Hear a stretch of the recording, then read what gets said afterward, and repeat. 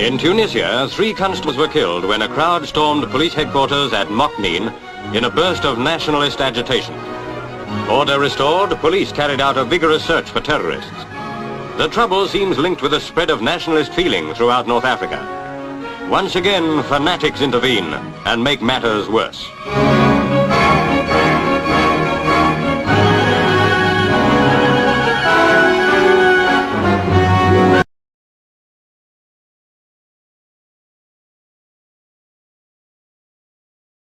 Des troupes à Tunis, le maréchal Juin épinglait sur la poitrine d'anciens combattants tunisiens les récompenses de leur mérite. Il donnait encore à ce geste la valeur d'un émouvant symbole.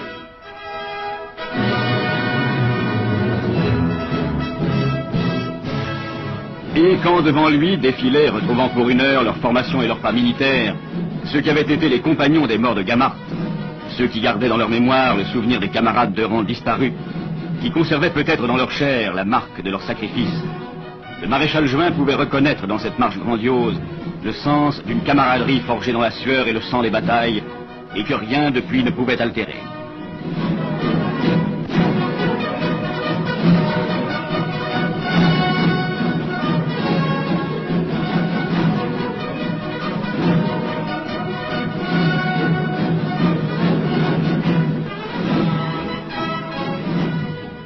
Aujourd'hui, comme après chaque défilé, les fanfares s'éteignent, les acclamations s'apaisent, les cortèges se disloquent, et les petits cafés s'emplissent de groupes qui veulent, pour un instant, continuer à rappeler des souvenirs de ce qui les unit autrefois et qui les lie encore.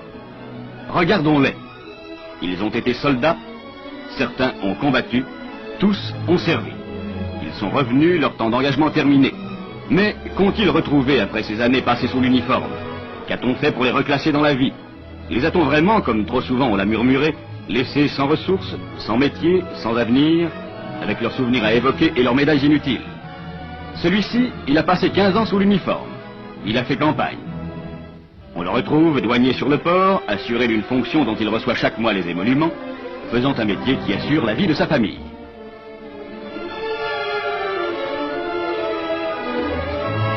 Cet autre, 15 ans aussi dans la troupe. L'ancien Spahi est devenu chaouche dans une administration. Lui aussi assuré d'un poste officiel à traitement fixe qui lui garantit la sécurité. Celui-là, facteur, chaque jour assurant un service public que rétribue régulièrement le gouvernement. Celui-là encore, pompier, et il bénéficie des mêmes avantages attribués aux emplois administratifs. Comme elle semble loin quand on regarde ces hommes, la légende d'une France qui ne donnait à ses anciens soldats, en les démobilisant, qu'un colis de vivres et 10 mètres de tissu.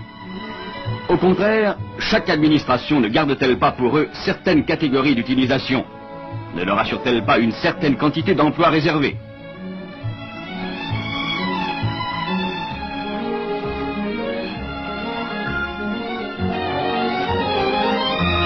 À ceux que ne tentaient pas les titres de fonctionnaires, des emprunts ont été consentis pour leur permettre de s'établir, de fonder un commerce ou une entreprise.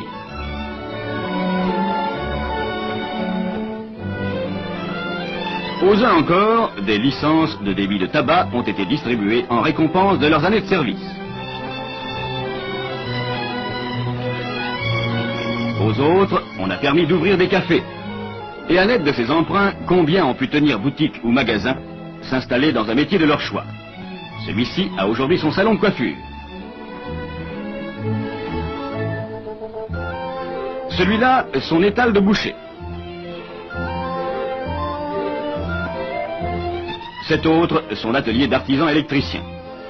Et si l'on regarde plus loin, combien de patrons pêcheurs qui auraient rêvé en vain d'avoir leur barque, si le prêt aux anciens combattants ne leur en avait pas donné les moyens? Combien n'auraient pu avoir le car ou la camionnette qui les a fait transporteurs? Il ne faut pas oublier que plus de la moitié du tonnage des moyens de transport fut attribué aux combattants, et qu'en majorité, les licences de camionnage ou de transport en commun leur furent réservées.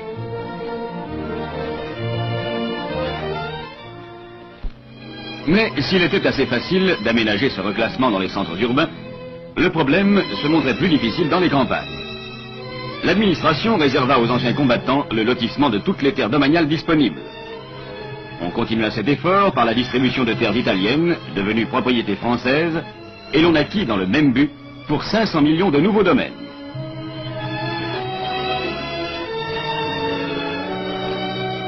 On vit sur tout le territoire de la Régence des milliers d'anciens soldats recevoir un lot de terre qui, du jour au lendemain, les faisait propriétaires d'un domaine suffisant pour les nourrir, eux et leurs familles.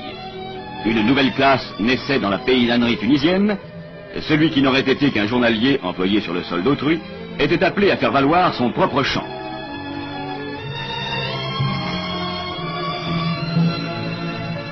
Parallèlement, sur d'autres domaines, s'ébauchaient des essais de fermes collectives où des groupes d'anciens soldats étaient appelés à exploiter en commun le même domaine.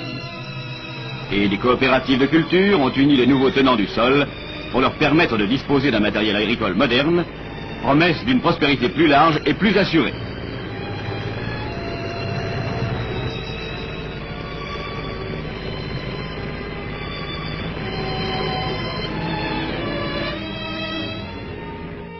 On voyait même, et le village d'El Omran près de Tunis en est l'exemple le plus représentatif, des villages neufs s'élever au bénéfice des anciens compagnons d'armes. Beaux ensembles tout blancs, groupés à l'ombre d'un minaret tout neuf, et dont les rues grouillent maintenant d'un peuple d'enfants joueurs.